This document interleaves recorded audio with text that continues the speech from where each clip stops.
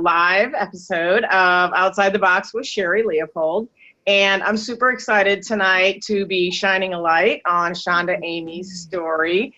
She is an inspiration. She came to me through a couple other people, through a chain of people at an event. And, sometimes you see somebody that comes across your path and you just know that they light up a room and they make a difference everywhere they go. And that's really what Outside the Box is about, is really shining a light on those kind of people that show up every day and make a difference in the lives of others. So that's really important to me. So I would like for you, Shonda Amie, to tell us a little bit about you. I know you have an amazing story, and so I don't want to do all the talking. I want to hear about you, and I know that your journey has been a long one, so I'm going to let you tell it whatever way you want, and I may pop in and ask a question along the way, and we'll go from there. But you kind of tell us where you started and sort of bring us up to speed here.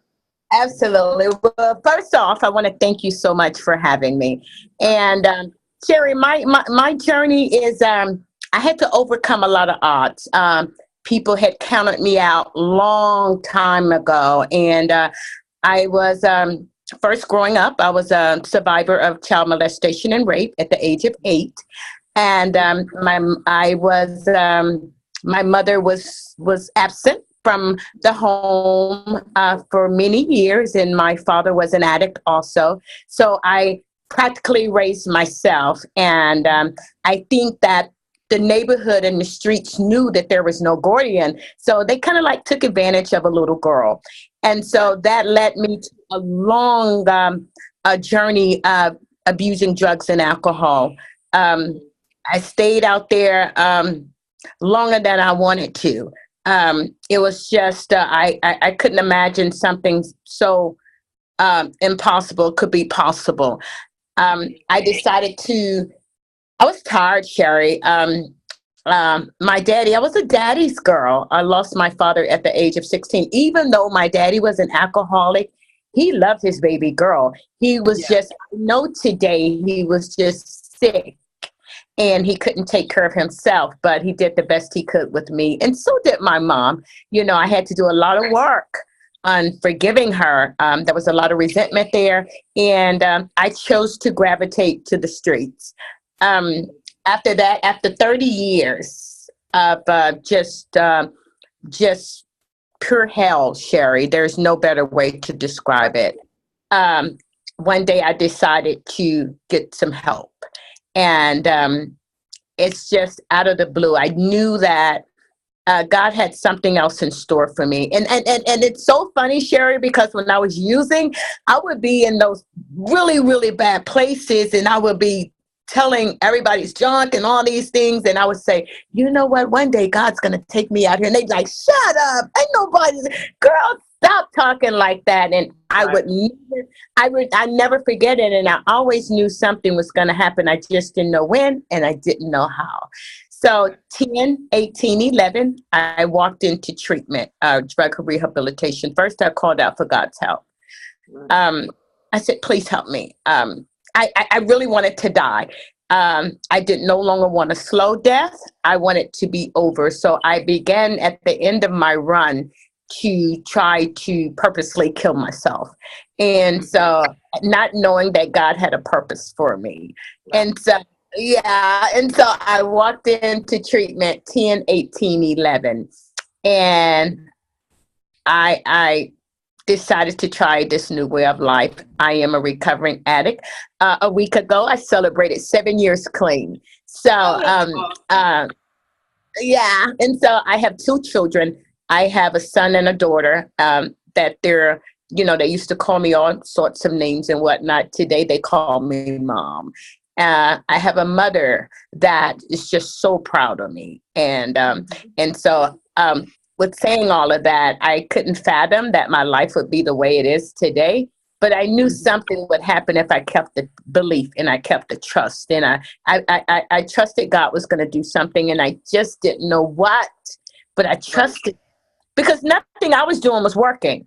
I've tried the churches, Sherri. I've tried the therapist, and I tried to lay the oil on me and put hands on me and all the things, and only until I called out for help did something change. Yes. Absolutely. And I was at a training once, and I heard a gentleman. There was like 17,000 people there, and he was talking about quitting smoking, and he asked people to raise their hand and stand up if they had quit smoking. Long story short, and the reason your story just resonated and hit me and brought that back to me was because he had 4 people stand up and share, and every single one of them said the same word, and it was decide. Yes. I had to decide. I had to make a decision. Right. And was the most, I think that was harder than going. Right. Make a decision and getting the courage and become willing to do something different. Yeah. I always said it, Sherri. I'm like, I quit. No more. I'm done. Only to rest up for the next run. And so I do that quite often. Yes. And the interesting thing about that is I started that. People that don't understand, I think, addiction and stuff like that, they just use words. So they just say, well, why don't you just stop? I don't think it's not quite that simple of a task. Like, okay, it's not like a stoplight. You either stop or you go, or it's not quite like that, right? Quite like that, absolutely. It's not quite like that. And I have sympathy for people that really want to stop, because they really want to stop. If it was that easy, so many people, would quit, and sometimes we have to some people do it different ways. I decided, because see, Sherri, I had to find a new way to live. My living ethics were animalistic. And so it wasn't not only did I quit the drugs, but I had to learn how to write a checkbook. I had to learn how to bathe on a regular basis. I had to learn how to comb my hair and I had been out there so long, I literally forgot how to speak. And my words were very limited. And so I had to learn how to speak again. And there were so many things that I lost in the process of me in my addiction, until every day was a fight. Every day was a fight. I'm not going to give in. I have to keep going. And that's what I did. And so I got out. And then, the funny thing, Sherri, is that I always loved working out, and I always loved people. Even in my addiction, I love people. And so Mom would say, you a people person, you might as well just put your name on a billboard. Everybody knows you, And so I was like, well, not a bad idea. Thank you. I will. Here you go. There's my sign. And so I gotta put them guns up on there. For sure. And so I got out of treatment, and I began I found my niche, and I loved working out. It just made me feel so good. And I started out with Zumba, because I love dancing. I found out after I got clean, I've always loved dancing. My mom said I used to win dance contests and all these things when I was a kid. And I started going to the Salvation Army, and I would go to Union Gospel Missions, and I would go to rehabs, anywhere they would let me come in and speak about fitness, educate women on fitness, or just dance with them. What I was really after was that therapeutic smile. I wanted to see them smile. It wasn't even about losing weight. We're just moving and grooving. Come on, guys, let's just get up and just move.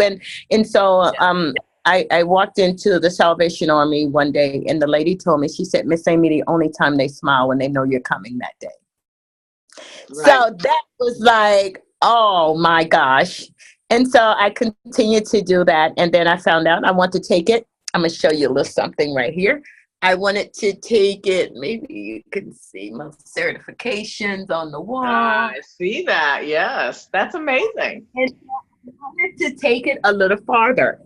And so I just started hanging out with people, and I wanted what they had. So I would ask, can I come in your gym and just watch you work out? And they was like, like, who is this woman? And I'm not a spring chicken. So like, who is this older woman?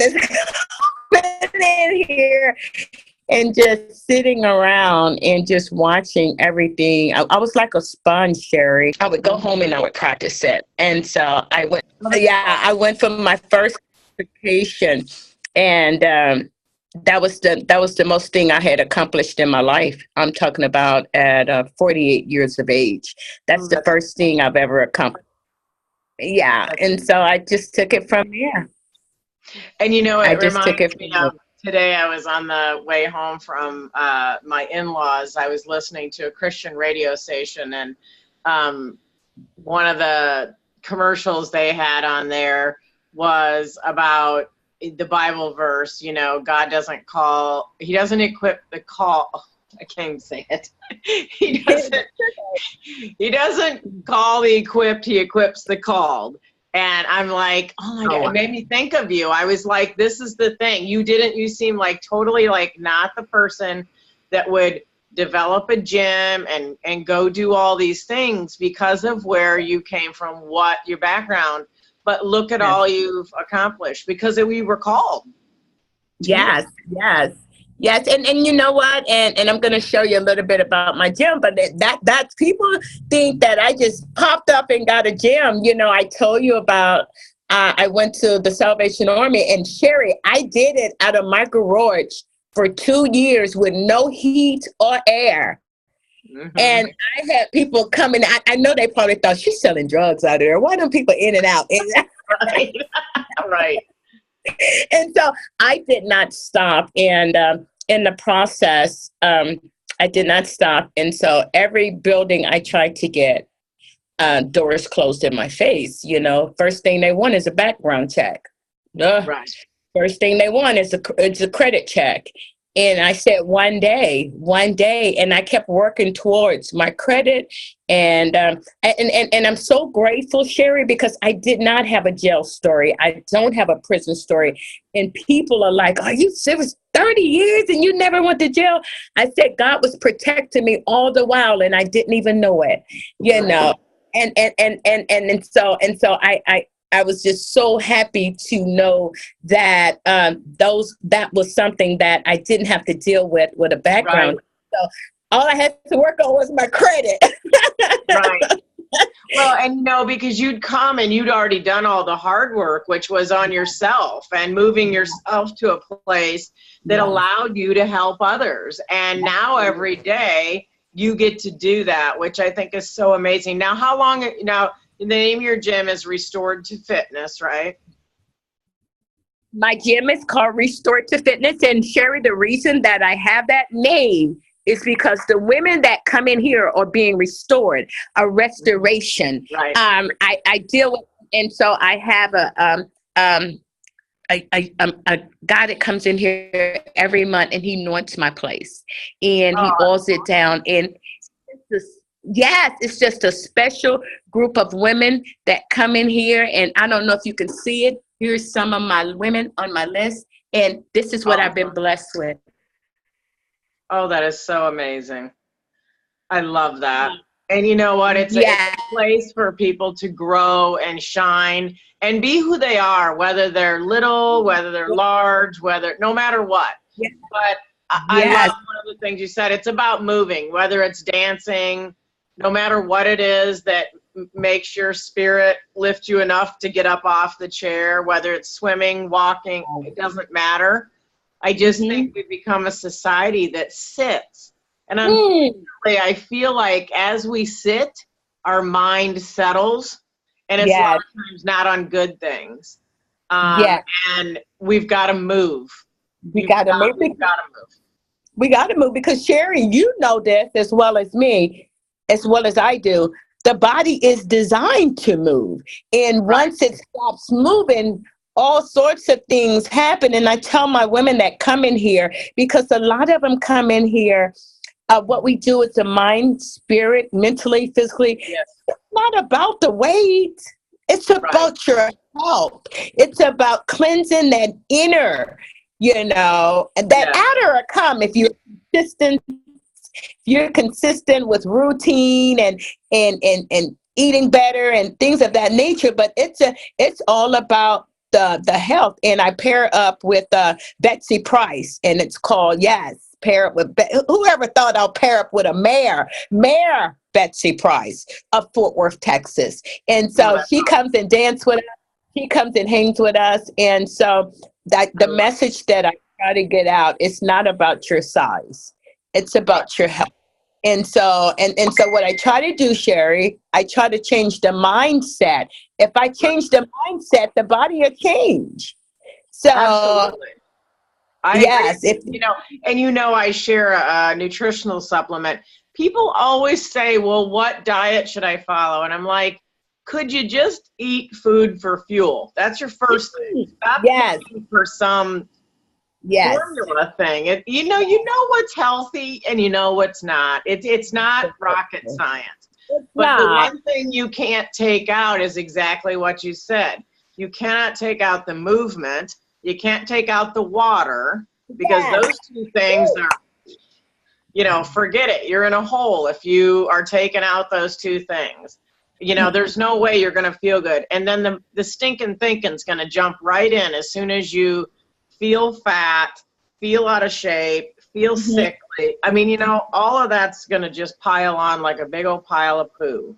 Yes, it is. And that's exactly right. And I tell people all the time that, trusting the process is so important.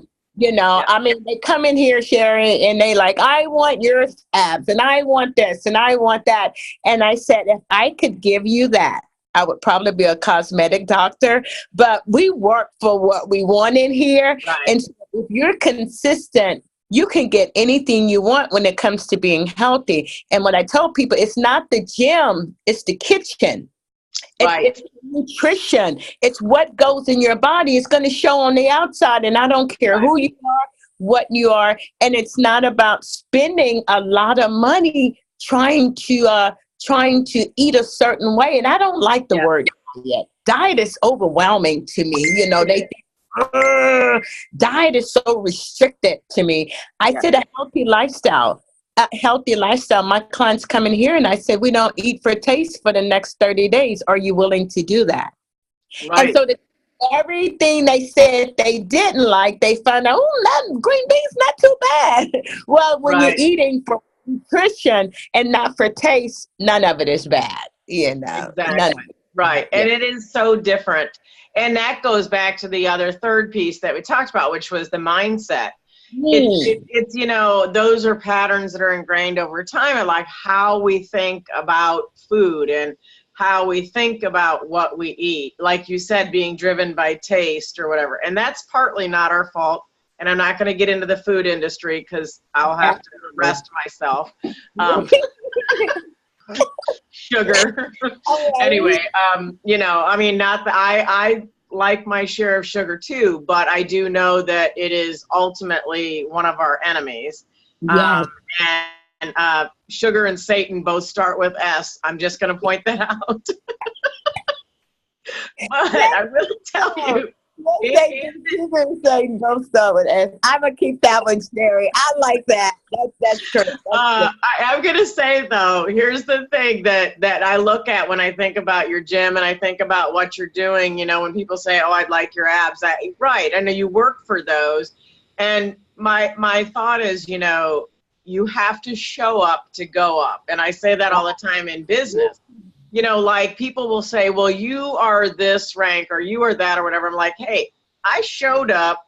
That's why I went up, but I don't get to stay there. I have to keep working, right? Because it doesn't just magically stay there. Just like you don't work out and now you don't have to work out for the next 12 years.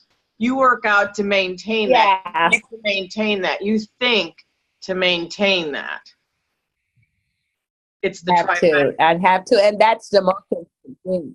Yes, and because your mind is going to tell you you're not getting results, nothing's going to happen, you're not doing good, you're still overweight, and that's when they quit, and right before the miracle. And so, but you can change that mindset. Or if people can change the mindset, they can change anything. It's the mind that wants to put a wedge between you and your health. Absolutely. And you know what, I often say this, people laugh at me, and I say, you don't get to go to the body store. You don't go, oh, I need a new, well, you can say I need a new hip, but it'll never work as good as the one God gave you first. Yes. You know, and you can go have your stomach stapled in half, but you know, if you treat it nice, then you don't have to do that. You know what I mean? You shouldn't have to, anytime you have to go get something new that wasn't yours to begin with, it's never going to be as good or work as effective as the one you were born with. So we only get one body. We have to treat it literally like a temple. That's not a made up thing. That's not a made up thing. The water, the movement, you know, those things. And here's the thing, you know, you came from a place where, this is one of the things I think is so inspiring about your story. You came from a place where you did not treat your body well at all. Oh, Sherri, if someone did my body the way I did my body, and I hate to use this word, I probably would have really hurt them really bad. The way I did my body, I'm talking about, I came in, Sherri, when I went into treatment, 86 pounds. Oh my goodness. Oh 86 pounds. And I'm telling you what, my eyes in the back of my head. And I mean, I'm talking about, if I can restore from that. Right. What you and see, I'm team no excuses. You have to know where I come from to understand why excuses are not in my vocabulary. I cannot use them, because if I use excuses, I'll be making excuses for everything that's good for me. Absolutely. And you know, I love that. I'm team no excuses also, and I love that about you. And so I'm going to say to you, I'm putting it right here out on the table, Miss Shonda Amie. We had a little conversation about a forthcoming book, and team no excuses, Shonda Amie's going to get that book out. So all the rest of you out there and outside the box with Sherri land are going to be able to read this fine specimen that will be forthcoming. And I'm that person that's going to be going, is it ready? Is it ready? Right, holding me accountable. And I'm glad you mentioned that, because I reached out to someone after I spoke with you, because you really, I go straight ahead, you know, and while in the middle of our interview conversation here, she just texted me back and she said, yeah, give me a call when you get off with Sherri. I'd like to move forward. So that's awesome. Yeah. So I am very excited for you in that, and I know you have lots of great things. You planted the seed. So I wasn't thinking about that. I talked about it, but I've forgotten all about it until you said something today, and I thank you for that. Thank you. And you know, that's the thing where my word for 2018, I haven't said this for a while, but my word for 2018 was domino. So, and if you, obviously, you know, if you put a row of dominoes and you hit one and it knocks and it creates a movement. So like, thank you for being a domino in that chain this year, because if I did that for you, here's what's going to happen. You're going to deliver your story. You're already, you know, helping all those dominoes create that domino effect with all of your clients in the gym. But now you're going to be able to touch lives outside. And that's so exciting. Gives me the goosebumps. Yes. That's so awesome. I'm just so excited. I just can't wait to see where God is about to take me. But I'm patient. I'm very with him.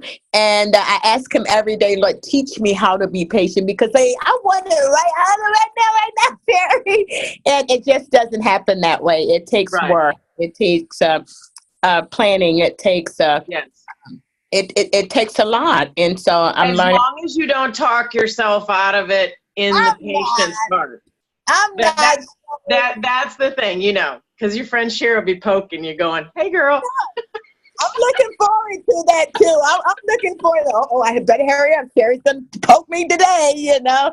So I'm really looking forward to that. And thank you for being so thoughtful in that process of me writing the book, of saying you're going to keep me accountable. That's what you're really saying. That is what I'm saying, girl. I appreciate it. I definitely appreciate it. Sometimes I need that. Come on, girl.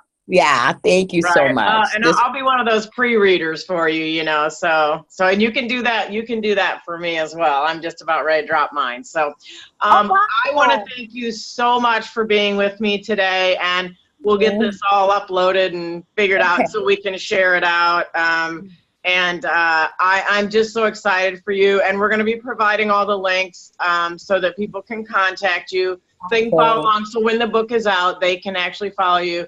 Will you just give the address and the name of your gym again in Fort Worth, please?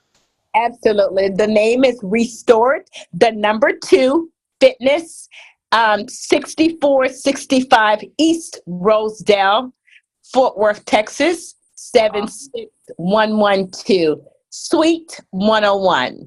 Oh, it's awesome. So if you're in the Fort Worth area, you definitely want to pop in and meet this lady. So thank you so much. Do you have any final thought you'd like to share? Well, I want to say, I don't know who's listening and I don't know who it's for, but, overcoming things that we think that we could never overcome is possible.